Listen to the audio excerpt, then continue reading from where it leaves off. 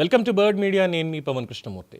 కడప నగరాన్ని కుదిపేసిన పెద్ద దస్తగిరి హత్య కేసు దర్యాప్తు రోజుకో సంచలన మలుపు తిరుగుతోంది. ఫస్ట్లో ఇది సాధారణ హత్యగా కనిపించిన ఈ కేసు వెనుక ఇప్పుడు భారీ భూదందాలు, బినామీ వ్యవహారాలు, రాజకీయ పలుకుబడి, కోట్లాది రూపాయల ఆస్తుల పోరున్నట్లుగా బయటపడుతోంది. పోలీసుల ప్రాథమిక విచారణలో ఈ హత్య వెనుక మాజీ ఎమ్మెల్యే, మాజీ ముఖ్యమంత్రి వైఎస్ జగన్మోహన్ రెడ్డి గారి మేనమామ రవీంద్రనాథ్ రెడ్డి పాత్ర ఉన్నట్టుగా బలంగా అనుమానాలు బలపడుతున్నాయి. ముఖ్యంగా 100 కోట్ల రూపాయల విలువైన భూముల వివాదమే ఈ హత్యకి అసలు కారణమని దర్యాప్తు అధికారులు భావిస్తున్నారు.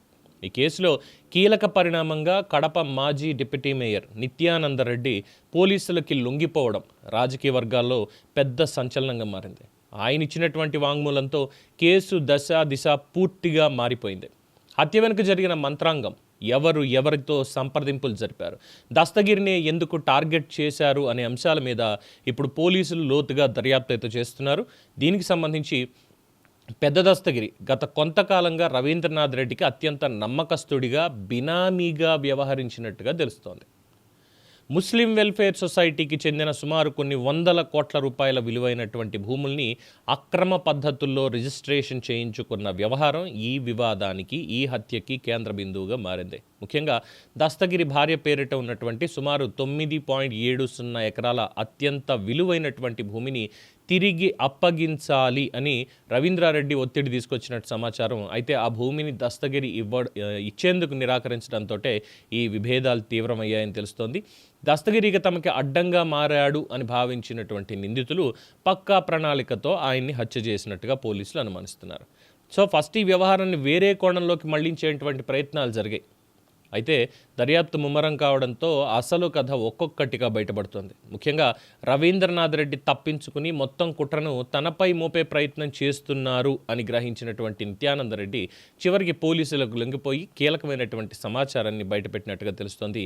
ఈ కేసులో రాజకీయ ప్రభావం ఉన్నటువంటి అనేక పేర్లు వెలుగులోకి వస్తూ ఉండడంతో కడప జిల్లాలో తీవ్రమైనటువంటి ఉత్కంఠ నెలకొంది. అక్రమ భూ రిజిస్ట్రేషన్లు, బినామీ లావాదేవీలు, అంతర్గత విభేదాలు, చివరికి హత్య దాకా వెళ్లడం ఇప్పుడు రాష్ట్ర వ్యాప్తంగా చర్చనీయాంశమైంది. భూముల కోసం ఎంతటి దారుణాలకైనా సరే వెనుకాడరు అనే పరిస్థితిని ఈ ఘటన మరోసారి బయటపెట్టింది అనేటువంటి అభిప్రాయాలు వ్యక్తమవుతున్నాయి. ప్రస్తుతం పోలీసులు ఆర్థిక లావాదేవీల మీద, భూ రికార్డుల మీద, ఫోన్ కాల్ డేటా, సమావేశాల వివరాలు సేకరిస్తూ దర్యాప్తును వేగవంతం చేశారు. ఇంకా మరికొంతమంది కీలక వ్యక్తుల పాత్ర దీంట్లో బయటపడే అవకాశం ఉందని కూడా సమాచారం. బాధ్యులందరినీ అరెస్ట్ చేసి కఠినంగా శిక్షించాలి అని ప్రజలు, సామాజిక వర్గాలు డిమాండ్ చేస్తున్నాయి. అధికారం కోసం ఆనాడు బాబాయిది, ఇప్పుడు చూస్తేనేమో దస్తగిరిది, అందులోనూ అనుచరుడే, ప్రధాన అనుచరుడు.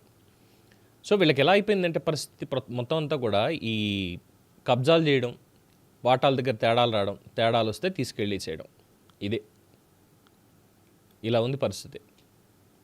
ముందు హత్య జరిగింది ఇంకేముంది, టీడీపీ వాళ్ళు చేశారు అన్నటువంటి ఆరోపణలు చేశారు. కానీ తర్వాత చూస్తే సొంత పార్టీ నేతలే దస్తగిరిని వేశారు అనేటువంటిది తర్వాత బయటకు వచ్చింది. ఆ తర్వాత దస్తగిరికి సంబంధించి వాళ్ళ ఫ్యామిలీ వాళ్ళు బయటకు వచ్చి వాళ్ళు చెప్తున్నటువంటి అంశం ఏంటి, లేదు అసలు చాలా సన్నిహితంగా ఉండేవాళ్ళు, ఇద్దరు కూడా చాలా మంచోళ్ళు, విభేదాలు అంటూ ఏం లేవు, అలా ఇలా చేస్తారు, అలా ఇలా మాట్లాడతారని చెప్పి బయటకు వచ్చి మాట్లాడారు. ఇందులో వైసీపీకి అసలు ఎటువంటి ఇది లేదు అని చెప్పడానికి. కానీ దీంట్లో అసలు పెద్ద తలకై ఆ రోజు రానటువంటి పేరు జగన్మోహన్ రెడ్డి మేనమామ రవీంద్రనాథ్ రెడ్డి. ఆయన పేరు మాత్రం బయటికి రాలేదు. కేవలం నిత్యానందరెడ్డి తర్వాత పెద్ద దస్తగిరి, చిన్న దస్తగిరి, మిగతా అనుచరులు వీళ్ళ పేర్లు మాత్రమే ఆ రోజు వచ్చాయి. అప్పుడు కూడా రియల్ ఎస్టేట్ వ్యవహారాలు, లేదంటే ఈ పంచాయతీలు, వీటి గురించి మాట్లాడారు. కానీ జరిగినటువంటి సంఘటన మాత్రం ఇది. సో ఈ 9.70 కోట్లు దస్తగిరి భార్య పేరు మీద ఉంది, అది కూడా వెనక్కి ఇవ్వాలి అని చెప్పి రవీంద్రనాథ్ రెడ్డి కోరడం, ఈయనేమో వ్యతిరేకించడం అక్కడే మొదలైంది దీనికి సంబంధించినటువంటిది. ఇక అంతకుమించి ఏం చెప్పగలుగుతాం? కొత్తగా ఇందులో చెప్పడానికి కానీ ఇంకోటి ఏం లేదు.